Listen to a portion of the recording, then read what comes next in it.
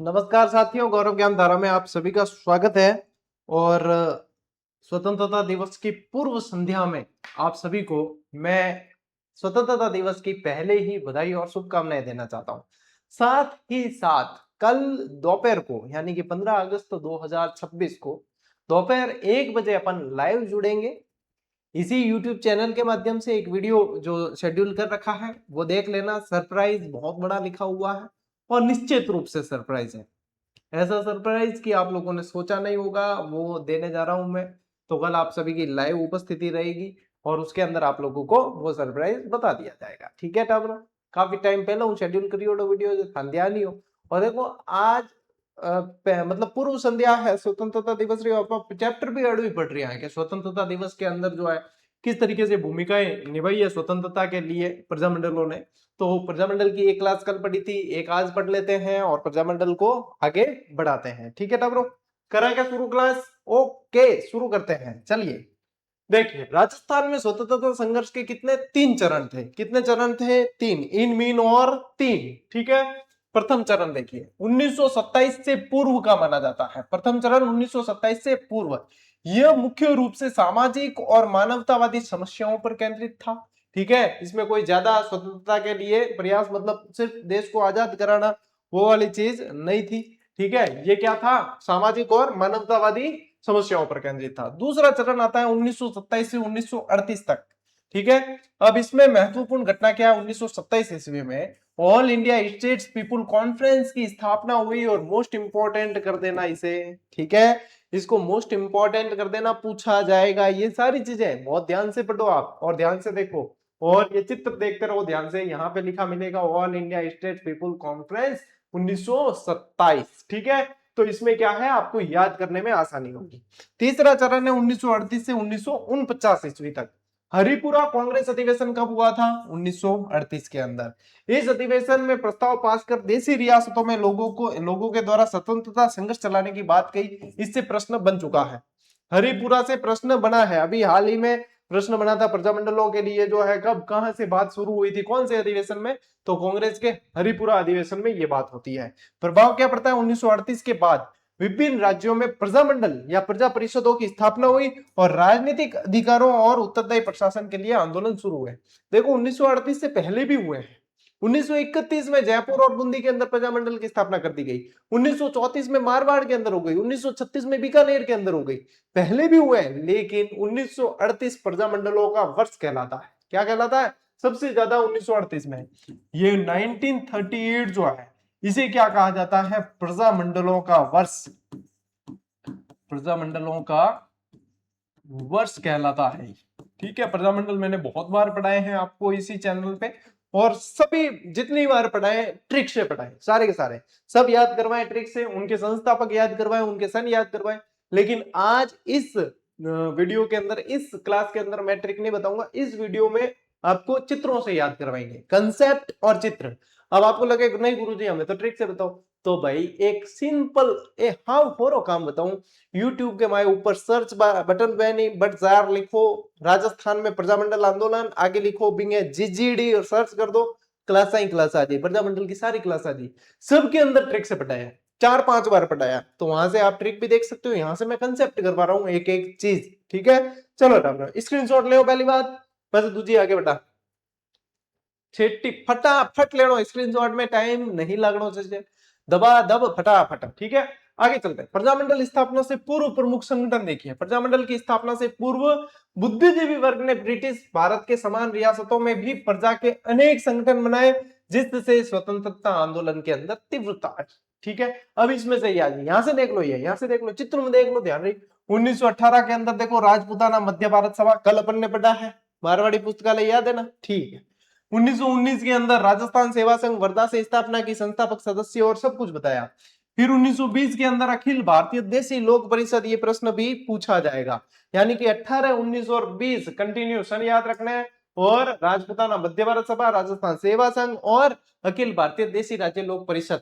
ठीक है, अखिल भारतीय देशी राज्य लोक परिषद। तो ये तीन मतलब क्षेत्रों के अंदर पहले से जो है कुछ संगठन बन चुके थे और बन भी रहे थे। ये चीज यहाँ पे आपके स्पष्ट की गई है।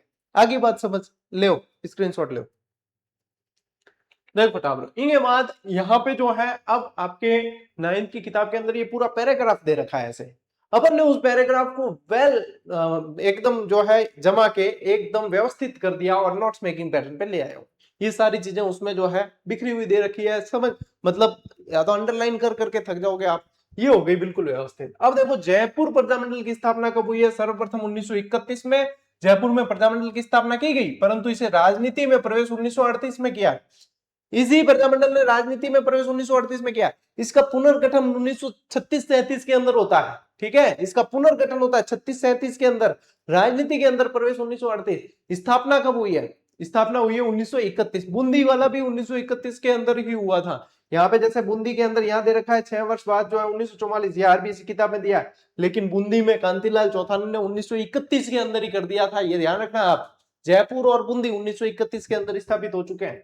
सिरोही 1933 में इसकी स्थापना बंबई में की गई, ठीक है। अब यहाँ पे जो है ना आप लोगों के ये आएगा कि गुरुजी ये कैसे दे रखा है, वो कैसे दे रखा है, तो ये कक्षा 9 की किताब में आप लोगों के दे रखा है, ठीक है, ये कक्षा 9 की। अब ये सिरोही का दिया है तो ये क्या है? ये प्रजामंडल नहीं है, ध्यान से देखना, ये सिरोही लोक परिषद लिखा है, इसलिए सिरोही प्रजामंडल का वर्ष अलग आएगा। ये सिरोही लोक परिषद है, 1933 में बंबई में इसकी स्थापना की थी। कहां की थी? बंबई के अंदर स्थापना की थी।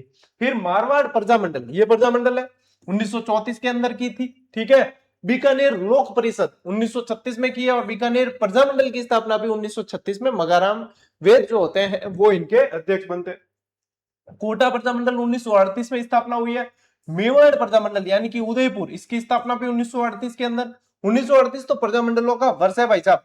अलवर राज्य प्रजामंडल जो है 1938 के अंदर है, और भरतपुर प्रजामंडल जो है 1939। बूंदी प्रजामंडल की स्थापना कोटा से 6 वर्ष बाद 1944 यहां लिखा है, लेकिन ये ध्यान रख लेना बूंदी प्रजामंडल की सर्वप्रथम स्थापना कब हुई थी? 1931 के अंदर हुई थी। कब हुई थी? 1931। जैसलमेर प्रजामंडल की स्थापना 1945 के अंदर की गई है। तो ये कुछ आप लोगों की जो दे रखी थी पैराग्राफ के अंदर, उसको मैंने बिल्कुल व्यवस्थित करके और आप लोगों के समक्ष यहाँ पे प्रस्तुत कर दिया है, ठीक है। अब इनमें से कुछ में आप लोगों को कंफ्यूजन होगा, तो वहां पे लोक परिषद है इसलिए वो कंफ्यूजन है, ठीक है। और कुछ में ये है कि इन्होंने पहले वाला वर्ष नहीं देके बाद वाला वर्ष दे दिया, इसलिए कंफ्यूजन है, जैसे कि बूंदी, जैसे कि बूंदी। तो उसके अंदर आप लोगों को चिंता नहीं करनी, आगे डिटेल में एक एक प्रजामंडल अपन पढ़ने वाले हैं, तो वहां पे क्लियर होगा। ऐसे नहीं कि गुरुजी हमने ये पढ़ रखा है, वहां ये दे रखा है। ये जो दे रखा है ये कक्षा 9 की किताब के अनुसार अरेंज किया है मैंने, और इसको आगे डिटेल में जो है अपन और व्यवस्थित पढ़ने वाले हैं। यहाँ पे आप लोगों को चिंता नहीं करनी है। लीजिए स्क्रीनशॉट। ये क्या है कि एक क्रम दे रखा है आपके 9th की किताब में, इसलिए क्रमानुसार इसको कर दिया अपन ने। चलिए आप देखो, जोधपुर में जन आंदोलन की शुरुआत और सुभाष चंद्र बोस का आगमन मोस्ट इंपॉर्टेंट है भैया। ये सर्वप्रथम राजस्थान का जन आंदोलन सर्वप्रथम जोधपुर से प्रारंभ हुआ था, और सुभाष चंद्र बोस का दौरा होता है जनवरी 1938 के अंदर। नेताजी सुभाष चंद्र बोस जनवरी 1938 में जोधपुर आते हैं, और उन्होंने लोगों को त्याग और बलिदान के लिए सदैव तत्पर रहने के लिए कहा। सुभाष चंद्र बोस ने तो कहा भी तुम मुझे खून दो मैं तुम्हें आजादी दूंगा, ठीक है, तुम मुझे खून दो मैं तुम्हें आजादी दूंगा। ठीक है कि सुभाष चंद्र बोस अभी इस जो कलयुग के अंदर अभी यानी अभी के वर्षों के अंदर नहीं है, नहीं तो लोग जो है खून देने के लिए भी पकड़ के किसी को ले जाए, तू दे मैं नहीं दूं, ठीक है। तो आजकल ये वाली भावनाएं हैं। ले उठा ब्रो स्क्रीनशॉट लो। देखिए द्वितीय महायुद्ध का विरोध और राजनीतिक इस्तीफा। विरोध का कारण क्या था? द्वितीय महायुद्ध में अंग्रेजों ने देशी राज्यों से परामर्श किए बिना ही उन्हें युद्ध में धकेल दिया। पहला जो प्रथम विश्व युद्ध था उसके अंदर तो विचार विमर्श किया था, राजाओं को मनाया था, ये सब कई थी बातें। लेकिन दूसरा जो विश्व युद्ध हुआ उसमें विचार विमर्श किया, डायरेक्ट धक्का दे दिया, जाओ भाई लड़ो, ठीक है। तो यहाँ पे क्या विरोधाभास हो गया। मारवाड़ लोक परिषद की भूमिका देखिए। मारवाड़ लोक परिषद ने ब्रिटिश सरकार के इस कदम के विरोध में आवाज उठाई, और जय नारायण व्यास जिसे मारवाड़ का शेर कहा जाता है, लक्कड़ व कक्कड़ कहा जाता है, और धुन के धनी कहा जाता है, जोधपुर प्रजामंडल के अंदर या मारवाड़ के अंदर बहुत ही जबरदस्त नाम है जय नारायण व्यास का। जब ब्रिटिश प्रांतों ने कांग्रेस मंत्रिमंडलों में अपना रोष जताते हुए पदों से त्याग पत्र दिए, तब जोधपुर के जय नारायण व्यास ने भी सलाहकार परिषद से इस्तीफा दे दिया था। मोस्ट इंपॉर्टेंट लाइन है, ठीक है। गैर कानूनी 29 मार्च 1940 को देखिए जय नारायण व्यास के इस्तीफे और विरोध के कारण सरकार ने 29 मार्च 1940 को मारवाड़ लोक परिषद को गैर कानूनी संस्था घोषित कर दिया और अनेक नेताओं को जेल में डाल दिया। यह भी मोस्ट इंपॉर्टेंट है। मारवाड़ लोक परिषद को कब गैर कानूनी घोषित किया, तो दिनांक भी दे रखी है 29 मार्च 1940 को किया है। और कई सारे नेता जो इससे जुड़े हुए थे उनको जेल में डाल देते हैं। ठीक है, याद रखी जाएगी, रखनी पड़ेगी। परीक्षा देनी है, पास होना है, सिलेक्शन लेना है, तो याद रखने तो जरूरी होगी भाई। ले स्क्रीनशॉट ले टावरों आगे बेटा। देखो छात्रों की सक्रिय भूमिका। अब जन आंदोलन में छात्रों ने बहुत सक्रिय भाग लिया, जिनमें जगदीश लाल, जोरावर मल और मदन लाल। भाई साहब ये बहुत कम जो है किताबों के अंदर, यदि आप देखो तो गाइडों के अंदर बहुत कम मिलेगा। मेरी भी गाइड में जो है नहीं देखने को मिलता, लेकिन कक्षा 9 की किताब में दे रखा है, तो अपन ने इसको बहुत अच्छी तरीके से हाईलाइट किया है। क्या छात्रों ने क्या कहा, स्कूल नहीं जाएंगे, परीक्षा नहीं देंगे, तो छात्रों ने भी एक तरीके से सक्रिय भूमिका निभाई। इन छात्रों ने अन्य छात्रों को स्कूल जाने से रोका और उनसे परीक्षा न देने का अनुरोध किया। ठीक है, देख लो हाथ में तख्तियां हैं इनके। लोक परिषद के डिक्टेटरों की गिरफ्तारियां 1942 में होती है। आंदोलन को आगे बढ़ाने वाले लोक परिषद के डिक्टेटर यानी नेतृत्वकर्ता जो थे, उन पर पुलिस ने कड़ी कार्रवाई की। और छठे डिक्टेटर जो थे फूलचंद बापना को 18 अगस्त 1942 को गिरफ्तार किया गया। सातवें डिक्टेटर नागौर के शिवदयाल दवे को भी गिरफ्तार किया। और आठवें डिक्टेटर तुलसीदास राठी को भी उसी दिन गिरफ्तार कर लिया। और आप लोगों के प्रश्न ये बन सकता है कि फूलचंद बाफना, शिवदयाल दवे, तुलसीदास राठी का संबंध कहां से था। ठीक है, ये आप लोगों को पूछ सकता है। तो यहाँ पे आप लोगों को ध्यान रखना है, अभी अपन मारवाड़ के प्रजामंडल पढ़ रहे हैं, तो यहाँ पे ये ध्यान रखना है। अब विशेष घटना देखिए कि पुलिस ने एक ही दिन 18 अगस्त 1942 में लोक परिषद के 3 डिक्टेटर, छठे, सातवें और आठवें को गिरफ्तार कर लिया था। कौन कौन थे यहाँ पे, फूलचंद बाफना, शिवदयाल दवे और तुलसीदास राठी। तो ये आप लोगों को ध्यान रखना है भाई, ये मारवाड़ के प्रजामंडल से संबंधित है। ठीक है, चलो स्क्रीनशॉट ले। फिर देखिए मारवाड़ के आंदोलन में स्त्रियों का योगदान क्या था। तो 18 अगस्त 1942 5 स्त्रियों ने स्कूली छात्रों के साथ मिलकर ब्रिटिश विरोधी नारे लगाते हुए प्रभात फेरी निकाली। आज भी प्रभात फेरियां निकलती है भजन कीर्तन करते हुए। तो प्रभात फेरी जो है सुबह, प्रभात यानी कि सुबह उठते ही, पौ फटने से पहले जो फेरी निकलती है उसको बोलते हैं प्रभात फेरी। तो महिलाओं ने निकाली है यहाँ पे। सड़क पर धरना दिया घुड़सवार पुलिस को रोकने के लिए। ये स्त्रियां सड़क पर लेट गई, जिससे भीड़ इकट्ठी हो गई और जो है जनता पुलिस को बुला भरा कहा और पत्थर फेंके। ठीक है, और जो है यहाँ पे ये सब हटा देना, जनता ने पुलिस को बुरा भला कहा और पत्थर फेंके हैं। ठीक है, तो यहाँ पे ये जो है देखो महिलाएं लेट गई, यहाँ पे घुड़सवार सेना अब आगे कैसे बढ़े, है ना। तो यहाँ पे एक तरीके से रोक दी। प्रमुख महिलाएं कौन कौन थी, यहीं से प्रश्न पूछते हैं। एक तो रमा देवी, कृष्णा कुमारी और दयावंती। कृष्णा कुमारी कौन, अचलेश्वर प्रसाद की पत्नी, और दयावंती कौन, रामचंद्र पालीवाल की पत्नी। कौन, रामचंद्र पालीवाल की पत्नी। कुल मिला के नाम याद रख लेना, रमा देवी, कृष्णा कुमारी और दयावंती। ठीक है, रमा देवी, कृष्णा कुमारी और दयावंती कहां से संबंधित थी, मारवाड़ से। कहां से, मारवाड़ से। चित्र में भी याद रख सकते हो, रमा देवी, कृष्णा कुमारी और दयावंती। ठीक है, चलिए स्क्रीनशॉट लो। देखो स्कूलों में धरना, इससे पूर्व इन महिलाओं ने सर प्रताप स्कूल, पुष्टिकर स्कूल और सरदार हाई स्कूल के अंदर जो है धरना देने का प्रयास किया है। ठीक है, तो ये ध्यान रखना है आप लोगों को, है ना, ये ध्यान रखना है। ये पुष्टिकर नहीं है, ये है पुष्कर स्कूल।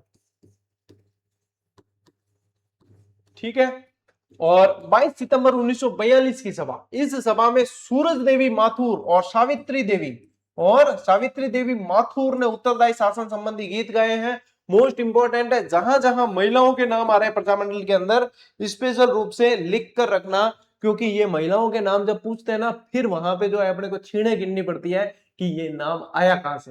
भाई साहब ओ नाम कटवायो, ओ नाम कटवायो। तो अभी जोधपुर वाले पढ़ रहे हैं अपन, तो जोधपुर के अंदर ही आ रहे हैं। ये सूरज देवी का प्रश्न बन चुका है पहले। ठीक है, सूरज देवी और सावित्री देवी। ठीक है ना। आर्य समाज कन्या पाठशाला की प्रधानाध्यापिका ने भी इस सभा के अंदर एक जोशीला भाषण दिया था। और जोधपुर राज्य की व्यवस्थापिका सभा की स्थापना ये कब होती है, सार्वजनिक मांग पर 1944 में जोधपुर राज्य की व्यवस्थापिका सभा की स्थापना की गई। और राष्ट्रवादी नेता इस व्यवस्थापिका सभा के गठन से संतुष्ट नहीं हुए थे। ठीक है, दोनों चीजें ध्यान में रखनी, कब की गई और ये संतुष्ट नहीं हुए थे। ठीक, लीजिए स्क्रीनशॉट।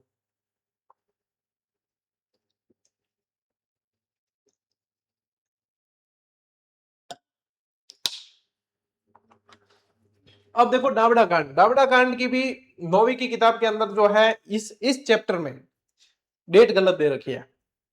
ठीक है, मैंने तो सही करके लिया, यहाँ पे मैंने सही करके ले लिया, लेकिन एक्चुअली डेट वहां गलत दे रखी है, वहां अक्टूबर दे रखा है। और किसान आंदोलन वाला जो चैप्टर जहां पार्ट दे रखा है वहां पे बिल्कुल सही दे रखा है, ठीक है। तो यहाँ पे डाबड़ा कांड जो है वो कब हुआ, 13 मार्च 1947 हुआ, अपन पढ़ चुके हैं पहले, ठीक है ना, ये ध्यान रखना है। अब ये कहां से संबंधित था, डीडवाना, है ना, डीडवाना से। अत्याचार, देखिए डीडवाना के जागीरदारों ने अपने सामंती सहयोगियों के द्वारा लोक परिषद के कार्यकर्ताओं पर अमानवीय अत्याचार किया और प्रतिक्रिया हुई। राष्ट्रीय समाचार पत्रों में इस कृत्य की तीव्र तीव्र भत्सना होती है, यानी निंदा की गई, परंतु जोधपुर महाराजा ने इसकी कोई परवाह नहीं की थी, ठीक है। तो जोधपुर महाराजा क्या कहते हैं, कोई परवाह नहीं। देखो यहां से आप लोगों को समझ आ जाएगा, है ना, डाबड़ा कांड। और डाबड़ा कांड अपन बहुत अच्छी तरीके से पढ़ चुके हैं किसान आंदोलन के अंदर, ठीक है। मारवाड़ से संबंधित ही था, चंदावल वाली घटना पड़ी थी, डाबड़ा कांड पड़ा था, याद आ रहा है, ठीक है। स्क्रीनशॉट लीजिए, ये याद करते रहना साथ साथ, नहीं तो इकट्ठी हो जाएगी चीजें फिर आप लोगों के, चाहे सीईटी है, चाहे रीट है, चाहे first grade, second grade, grade third की परीक्षा, कोई भी परीक्षा तो आरबीएससी की पुस्तक है राजस्थान जीके के लिए पढ़नी होती है। और अपन बिल्कुल व्यवस्थित तरीके से पढ़ रहे हैं, क्लास नंबर 73 है ना, ये 73वीं क्लास है। और भाई साहब इसके बाद में तो आगे देख लो आप, लगभग 100 सवा 100 क्लास पढ़ा आरबीएससी पूरी निचोड़ना है। चलो आगे बढ़ते हैं। जोधपुर में सत्ता परिवर्तन और राजनीतिक घटनाक्रम, जून 1947 की बात है, ठीक है, अपने आजाद होने से कुछ समय पहले की। जोधपुर के महाराजा उमेद सिंह का देहांत हो गया, नए राजा का राज्याभिषेक होता। उमेद सिंह के पुत्र हनुवंत सिंह को गद्दी नशीन किया गया। देखो उमेद सिंह जी का देहांत हो गया, हनुवंत सिंह नए राजा बने, ठीक है। और प्रधानमंत्री वेंकटचारी को हटाया गया। अब मंत्रिमंडल में बदलाव होता है। नए राजा हनुवंत सिंह ने प्रधानमंत्री वेंकटचारी को पद से हटा दिया और अपने जागीरदारों और रिश्तेदारों को एक नया मंत्रिमंडल बना दिया इनसे, ठीक है। अब ये हनुवंत सिंह जी थे जो पाकिस्तान में मिलना चाहते थे। जोधपुर के महाराजा हनुवंत सिंह जी पाकिस्तान के अंदर मिलना चाह रहे थे। ये वीपी मेनन साहब गए थे वहां पे, रिवॉल्वर पिस्टल, मतलब ये हनुवंत सिंह रिवॉल्वर पिस्टल लेकर गए थे, लेकिन वीपी मेनन ने जो है पासा पलट दिया था और इनको भारत में ही मिलने के लिए राजी कर दिया था। देखिए भारत सरकार का हस्तक्षेप और राजस्थान में मिले। 28 फरवरी 1948 भारत सरकार ने वीपी मेनन को जोधपुर भेजा। उनके समझाने पर राजा हनुवंत सिंह ने वास्तविक स्थिति को समझा और फिर अपने यहाँ भारत में मिलने की जो लिए राजी हो गए थे। बाकी भाई साहब उस समय जो हनुवंत सिंह जी ने कह दिया था कि मैं स्वतंत्र हूं, निर्णय ले सकता हूं, मैं पाकिस्तान के अंदर मिलूंगा, कि मैं पाकिस्तान के अंदर अपने जोधपुर को मिलूंगा, लेकिन वीपी मेनन और सरदार वल्लभ भाई पटेल ने पासा पलट दिया था। ये अपने एकीकरण के अंदर बहुत अच्छे से पढ़ा है। फिर देखिए व्यास मंत्रिमंडल का गठन, 1948 ईस्वी में जयनारायण व्यास के मंत्रिमंडल का निर्माण होता है और बृहत्तर राजस्थान में विलय कब होता है, मार्च 1949 में जोधपुर रियासत का बृहत्तर राजस्थान के अंदर विलय हो जाता है, ठीक है। आगे बात समझ, एकीकरण पढ़ा और डंगू पढ़ा, एकीकरण है, हर चैप्टर है एकीकरण को, तो एकीकरण अजी पढ़ना है पार, 2-3 बार पढ़ा एकीकरण भी, चिंता मत करो। ले स्क्रीनशॉट। बीकानेर के अंदर जन आंदोलन, जोधपुर वाला पढ़ा, अब पढ़ते हैं अपन बीकानेर के अंदर। किंगो मैसेज आया, चलो। महाराजा गंगा सिंह का शासन और दमनकारी नीति, देखो सुधारक की भूमिका। महाराजा गंगा सिंह एक प्रगतिशील शासक थे। उन्होंने राज्य में व्यवस्थापिका, हाईकोर्ट और नगर पालिकाओं का निर्माण कर सुधारक की भूमिका निभाई। किसने, गंगा सिंह जी ने। देखो ये सारे निर्माण करवाए, किसकी, व्यवस्थापिका की, हाई कोर्ट की और न्यायपालिका की। तो इन्होंने क्या किया है, एक मतलब सुधारक की भूमिका निभाई है। जन आंदोलन का दमन, उन्होंने जन आंदोलन को साम दाम दंड भेद की नीति से दबा दिया, ठीक है। ये पूरी तरीके से, वैसे गंगा सिंह जी देखो तो अंग्रेजों के समर्थक रहे हैं, अंग्रेजों के लिए उस समय जो है इनके परम हितैषी रहे हैं गंगा सिंह जी। देखो स्वामी गोपाल दास का योगदान, बीकानेर में जन जागृति लाने वालों में चूरू के स्वामी गोपाल दास सर्वप्रथम थे। मोस्ट इंपोर्टेंट लगा देना, यह तो याद रह जाए ना कि की भी काम करना है तो भगवान पहला है, तो गोपाल किसका नाम है, भगवान का नाम है, तो ऐसे याद कर लेना। चूरू के स्वामी गोपाल दास जो है सर्वप्रथम आते हैं इसके अंदर। बीकानेर षड्यंत्र केस होता है, रियासती शासन ने स्वामी गोपाल दास और उनके 8 साथियों को बीकानेर षड्यंत्र केस में फंसाकर जेल में आने की यातनाएं दी। देखो इनको जेल में डाल दिया, ठीक है, जेल में डालकर इनको यातनाएं देते हैं। और महाराजा के आतंक के कारण मगाराम वेद ने कलकत्ता के अंदर, अब क्योंकि बीकानेर के अंदर भैया कंडीशन बहुत खराब थी, तो इन्होंने कलकत्ता के अंदर जाकर बीकानेर प्रजामंडल की स्थापना की। और कब करते हैं ये, 1936 के अंदर करते हैं। मगाराम वेद द्वारा स्थापना की गई है 1936 के अंदर। कब करते हैं, 1936 के अंदर करते हैं, कलकत्ता के अंदर, ध्यान रखना कलकत्ता के अंदर होती है इनकी स्थापना। लीजिए स्क्रीनशॉट। चलो आगे बढ़ा। महाराजा शार्दुल सिंह का शासन और राजनीतिक सुधार, 1943 से 47 की बात है। सत्ता परिवर्तन होता है 1943 में। महाराजा गंगा सिंह की मृत्यु के बाद उनके पुत्र शार्दुल सिंह राजा बने और बदलते समय को पहचान गए थे। शार्दुल सिंह जी बदलते समय को पहचान गए थे। इंस्ट्रूमेंट ऑफ एक्सेशन पे सबसे पहले हस्ताक्षर करने वाले राजस्थान के राजा कौन थे? शार्दुल सिंह जी थे। ठीक है, विलय पत्र जिसको बोलते हैं, इंस्ट्रूमेंट ऑफ एक्सेशन मतलब विलय पत्र, उस पे हस्ताक्षर करने वाले सबसे पहले राजा थे राजस्थान से शार्दुल सिंह।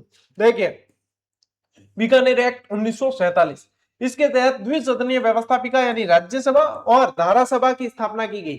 और धारासभा सबसे पहले कहां बनाई गई थी? अजमेर के अंदर, है ना। हरिभाऊ उपाध्याय उनके जो है प्रथम सीएम बने थे उस समय। अन्य स्थापनाएं देखिए, लोक सेवा आयोग और हाई कोर्ट का गठन किया गया। जनता को कतिपय मौलिक अधिकार प्रदान किए गए, कुछ यानी कि कुछ मौलिक अधिकार दिए। संविधान सभा में प्रतिनिधित्व अप्रैल 1947 में बीकानेर ने केंद्रीय संविधान सभा में अपने प्रतिनिधि भेजे। हाँ, तो शार्दुल सिंह जी थोड़े से दूरगामी सोच वाले थे, दूरदर्शी थे, तो इन्होंने जो है चीजें भांप ली थी कि क्या जरूरी है क्या नहीं। ठीक है, ले स्क्रीनशॉट।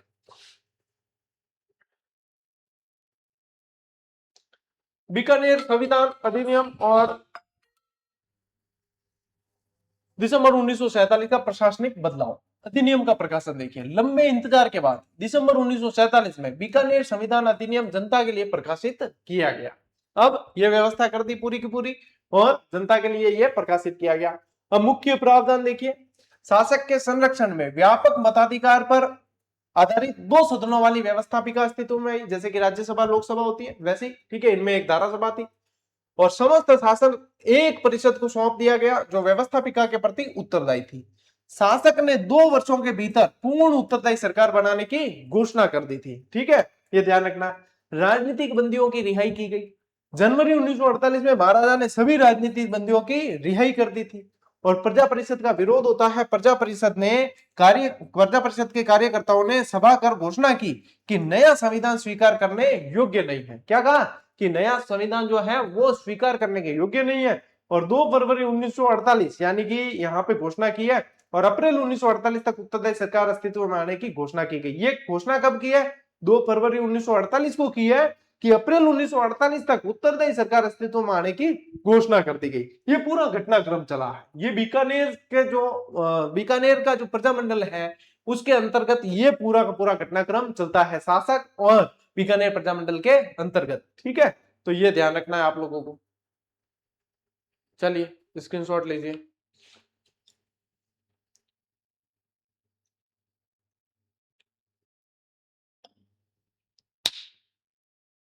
अंतरिम मंत्रिमंडल का गठन और विघटन 1948 के अंदर।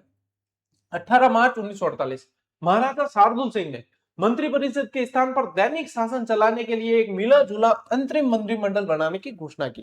क्या कहते हैं? मिला जुला मंत्रिमंडल बनाते, कुछ आपके कुछ हमारे। ठीक है, अब प्रजामंडल चुनाव करवाने के पक्ष में था और सामंती प्रतिनिधियों के साथ मिलकर जन प्रतिनिधियों के लिए सरकार चलाना संभव नहीं था, तो इसलिए विफल होने का ये कारण रहा है, विफल हुआ है ये, और मंत्रिमंडल फिर भंग होता है।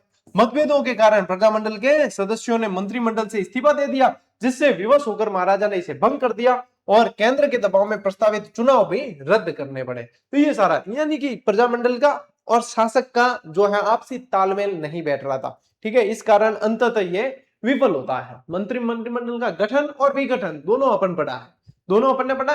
1948 की बात है, तो पहले तो गठित करना चाहते हैं, फिर बाद में जो है आपसी मतभेद हो जाते हैं, तो उसके बाद में रद्द करना पड़ता है क्योंकि दबाव सेंटर से था, दबाव सेंटर से था। लीजिए स्क्रीनशॉट।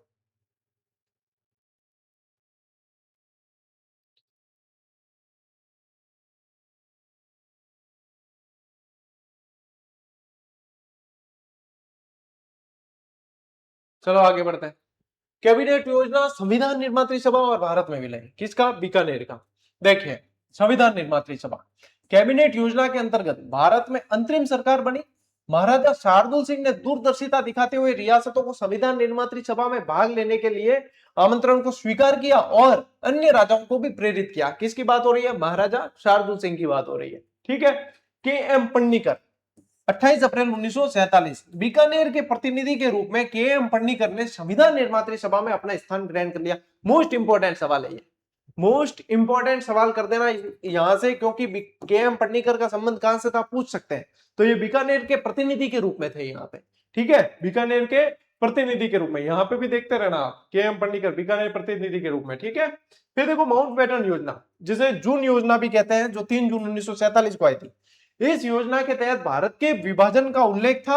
राजाओं के पास स्वतंत्र रहने या भारत पाकिस्तान में शामिल होने का विकल्प था। यही वह विकल्प दिया गया था माउंटबेटन योजना के अंतर्गत, जिसके तहत हनुमंत सिंह जी चाहते थे कि मैं पाकिस्तान में मिल जाऊं, ठीक है। फिर क्या, महाराजा साधु सिंह ने बीकानेर राज्य को भारतीय संघ में सम्मिलित करने का निर्णय लिया और बीकानेर के वृहद राजस्थान में शामिल होने में कोई अड़चन पैदा नहीं हुई।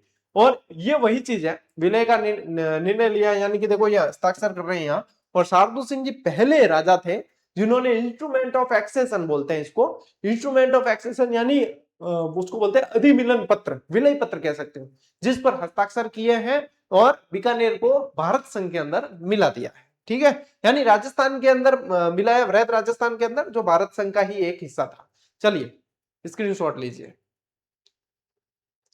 चित्र साथे साथे देखता रहिए, धन कॉमिक्स वालों जो है मजा आए।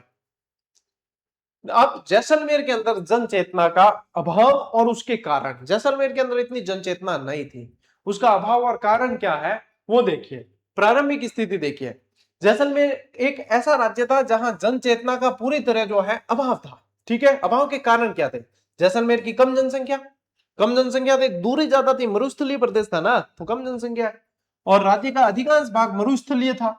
यातायात के साधनों की भारी कमी थी, संचार माध्यमों का विकसित न होना, यहाँ के राजा द्वारा जनता की आकांक्षाओं को अत्यधिक दबा के रखना, ये सारी चीजें। अब देखो ये चीजें अटू बना के तो मजा आवा है, जनसंख्या कम है, थांदी के है, विरल प्रदेश है, मरुस्थल दोहरा ही दोहरा है, वो कारण है। एक यातायात के साधनों की कमी है, एक दी की तो क्या, रेगिस्तान को जहाज ऊंट दिख जाए। बिना अलावा संचार माध्यमों का विकसित नहीं होना, क्योंकि दूरी बहुत ज्यादा है, दुर्गम क्षेत्र है। फिर राजा जो है भाई साहब इनकी जो इच्छाओं को दबा के रखते थे, है ना, अत्यधिक दबा के रखना, ये सारे कारण थे कि यहाँ पे जन चेतना का अभाव था। आप स्क्रीनशॉट लीजिए, अपने जो है स्क्रीनशॉट लेने का कोई अभाव नहीं रहना चाहिए। फिर देखें प्रारंभिक जागृति और राजशाही प्रतिबंध। प्रथम समाचार पत्र विजय, भाई साहब क्या प्रश्न है, मोस्ट इंपॉर्टेंट, पूछ सकते हैं, ठीक है। अब देखो 1920 ईस्वी में जैसलमेर का पहला समाचार पत्र विजय 1920 ईस्वी में प्रारंभ हुआ। और मैं कह रहा हूं जितने तैयारी करने वाले हैं आप उनसे पूछ के देखना, जिन्होंने आरबीसी पुस्तक पढ़ी होगी उनमें से भी बहुत कम जने ये उत्तर दे पाएंगे कि जैसलमेर का पहला समाचार पत्र जो है जिसका इसमें अहम रोल रहा है वो कब है। अब आप लोगों को तो ये यहां से याद हो जाएगा, ये देखो मेरे ऊपर ही, और विजय समाचार पत्र था तो याद होगा, ठीक है, विजय दीनानाथ चौहान, ठीक। किसका नाम था, अमिताभ बच्चन का नाम था ना एक मूवी के अंदर, आपको विजय याद रखना है। माहेश्वरी समाज नवयुवक मंडल 1932, मोस्ट इंपोर्टेंट है ये भी, 1932 में इसका गठन हुआ है। और राजा की कार्रवाई देखिए, राजा ने समाचार पत्र विजय पर प्रतिबंध लगा दिया और माहेश्वरी समाज नवयुवक मंडल के मंत्री को जेल में डाल दिया। पर राजा चाहते थे कि भाई साहब किसी तरीके से आवाज उठे नहीं। फिर जागरमल गोपा आते बाद में, तो जागरमल गोपा के ऊपर कितना अत्याचार किया जाता है। उन्होंने जैसलमेर का गुंडा राज पुस्तक लिखी है ना, जैसलमेर का गुंडा राज पुस्तक भी लिखी है। चलिए एक बार स्क्रीनशॉट लीजिए, फिर आगे बढ़ते हैं। सागरमल गोपा का संघर्ष और शहादत, जन जागृति के जनक रहे हैं। सागरमल गोपा जैसलमेर के ऐसे पहले व्यक्ति थे जिन्होंने रियासत के ऋणमुक्त शासक के विरोध जनता में जागृति पैदा की, ठीक है, जनता को चेताया इन्होंने। अब चेताने का जो परिणाम क्या हुआ है वो देखो, उधर जेल में डाल के जो वहां पे पीटा गया, इनको अत्याचार किए गए, अत्याचार का सामना किया इन्होंने, रियासती शासन के भयंकर आतंक और क्रूर अत्याचारों का शिकार हुए हैं। सागरमल गोपा के बारे में अपन ने व्यक्तित्व के अंदर टॉपिक में पढ़ा है। तो रियासती शासन ने जो है भयंकर अत्याचार इनके ऊपर किए हैं। संपर्क और पत्र व्यवहार, सागरमल गोपा अपनी व्यथा का वृतांत निरंतर राष्ट्रीय नेताओं को भेजते रहते, जिनमें प्रमुख थे जयनारायण व्यास, शेख अब्दुल्ला और जवाहरलाल नेहरू, यानी कि उच्च स्तरीय जो नेता थे उन तक ये जो है अपने समाज पहुंचाते रहते थे। सागरमल गोपा दुर्गम क्षेत्र से आते थे, जैसलमेर से, लेकिन फिर भी जो है वहां तक संपर्क साध के उन तक समाज पहुंचाते रहते थे। अंततः क्या हुआ, जब इनको पता चलता है, शासक को जेल में तो डाल दिया था इनको 1941 के समथिंग, 1946 के अंदर जो है इनको मिट्टी का तेल यानी कि जिसको अपन बोलते हैं कैरोसिन, वो डाल के और जिंदा जला दिया गया था। उससे पहले अमानवीय यातनाएं दी गई थी इनको, इनके शरीर पे कोई ऐसे मतलब कोई हिस्सा ही नहीं था जहां पे खून नहीं निकल रहा हो, इतना इनको पीटा गया था, मारा गया था। नमक घिसते थे ऊपर घावों पे, मिर्ची घिसते थे, इतने इनके साथ में निर्दयी तरीके से अत्याचार किए गए। फिर बाद में जलाकर हत्या कर ली। 4 अप्रैल 1946 को सागरमल गोपा को जेल के भीतर ही जलाकर मार दिया गया। बताइए कितनी अमानवीय यातना है। क्यों मारा गया? क्योंकि ये जगा रहे थे जनता को। किसके खिलाफ? निरंकुश शासक के खिलाफ। तो यहां पे देखो प्रजामंडलों की भूमिका रहती है। चलिए, जो प्रजामंडल ही तो जनता को जगाने का काम कर रहे थे। स्क्रीनशॉट लो। जैसलमेर प्रजामंडल की स्थापना और विलय देखिए। स्थापनाकर्ता कौन थे? मीठालाल व्यास। इन्होंने जैसलमेर प्रजामंडल की स्थापना करने का साहस किया और स्थापना स्थल यानी जैसलमेर से बाहर जाके, वो भी क्योंकि शासक बहुत निरंकुश था यहाँ, तो उसने जोधपुर जाके इन्होंने जो है इसकी स्थापना की है। जैसलमेर के राजा के भयंकर आतंक से बचने के लिए इस प्रजामंडल की स्थापना जैसलमेर में न करके जोधपुर में की है। जैसे बीकानेर प्रजामंडल की स्थापना कहां हुई? कोलकाता के अंदर। वैसे ही यहाँ पे जैसलमेर प्रजामंडल की स्थापना कहां होती है? जोधपुर के अंदर। ठीक है। अब देखो जुलूस और आम सभा 28 मई की बात है। 28 मई को जयनारायण व्यास और मीठालाल व्यास ने जैसलमेर में एक जुलूस निकाला और एक विशाल आम सभा का सफल आयोजन भी किया। और इस सभा के बाद जन भावना को अधिक समय तक दबाया नहीं जा सका और अंत में जैसलमेर का विलय वृहद राजस्थान में हो गया। ठीक है, अंत में वृहद राजस्थान के अंदर मिला दिया गया। चलो स्क्रीनशॉट ले लो। देखिए, मेवाड़ में जन जागृति की पृष्ठभूमि और प्रजामंडल की स्थापना। अब चलते हैं अपन मेवाड़। जैसलमेर पढ़ा अपन ने, अब मेवाड़ की तरफ चलते हैं। मेवाड़ यानी कि उदयपुर आ जाएगा। प्रारंभिक जागृति देखिए, मेवाड़ राज्य ने जन जागृति का सूत्रपात प्रजामंडल से पहले ही बिजोलिया सत्याग्रह और बेंगू किसान आंदोलन के रूप में कर चुके थे। ठीक है, प्रजामंडल से पहले ही जन जागृति ऑलरेडी आ चुकी थी, क्योंकि बिजोलिया किसान आंदोलन का संबंध भी मेवाड़ से है, बेंगू का भी मेवाड़ से है। तो मेवाड़ प्रजामंडल की स्थापना कब होती है? अप्रैल 1938 के अंदर माणिक्यलाल वर्मा ने मेवाड़ प्रजामंडल की स्थापना की है। ठीक है, ये बोर्ड देख लो, मेवाड़ प्रजामंडल अप्रैल 1938। ठीक, लीजिए स्क्रीनशॉट। आगे बढ़ते हैं। राजशाही दमन और माणिक्यलाल वर्मा का निष्कासन।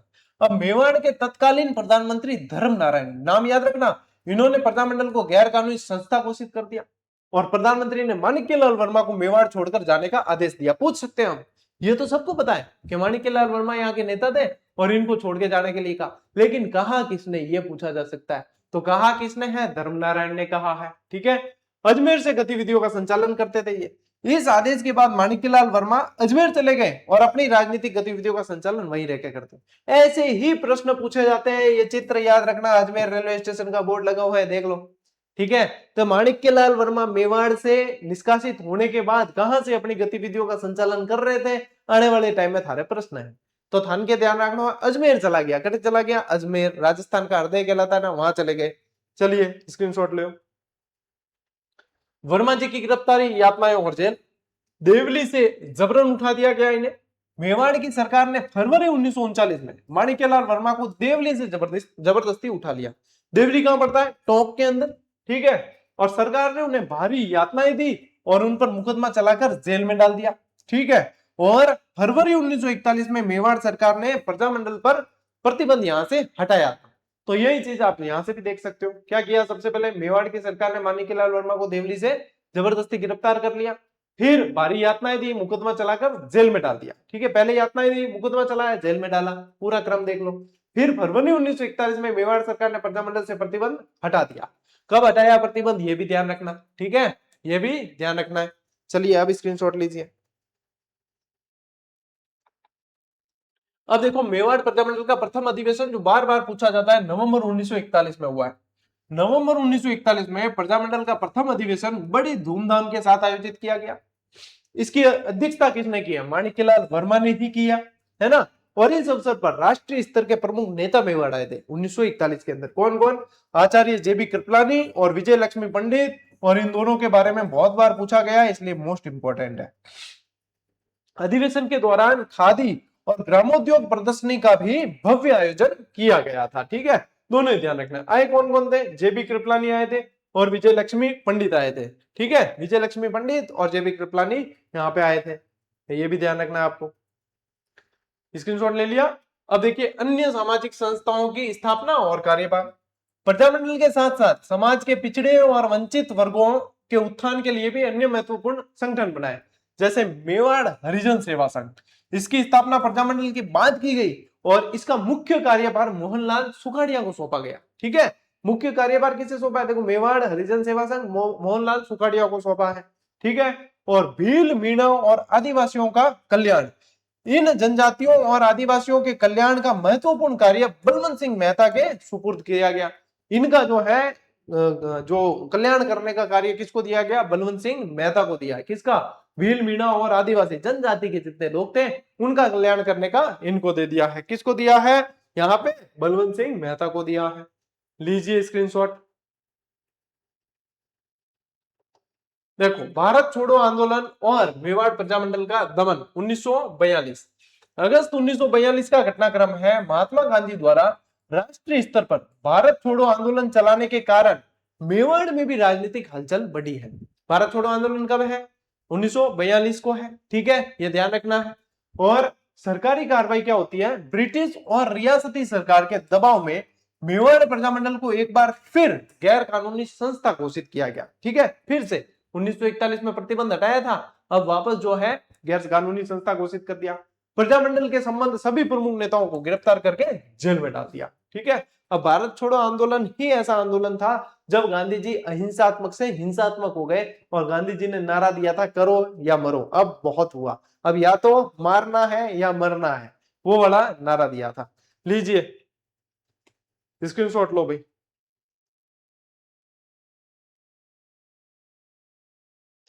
अखिल भारतीय देशी राज्य लोक परिषद का 7वां अधिवेशन होता है 1945 में।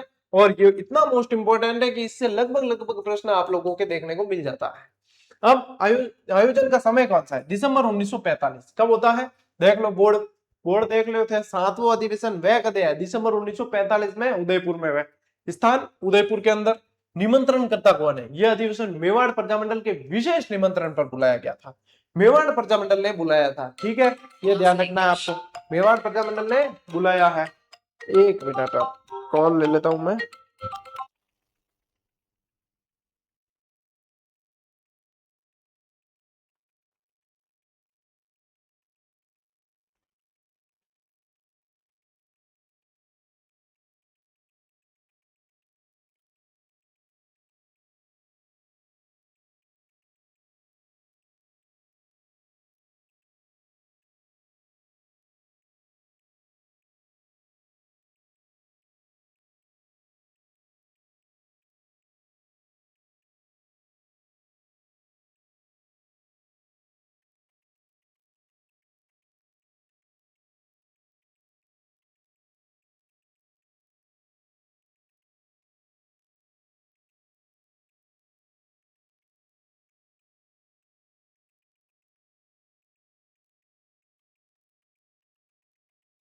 हाँ भाई, कहां पे थे अपन?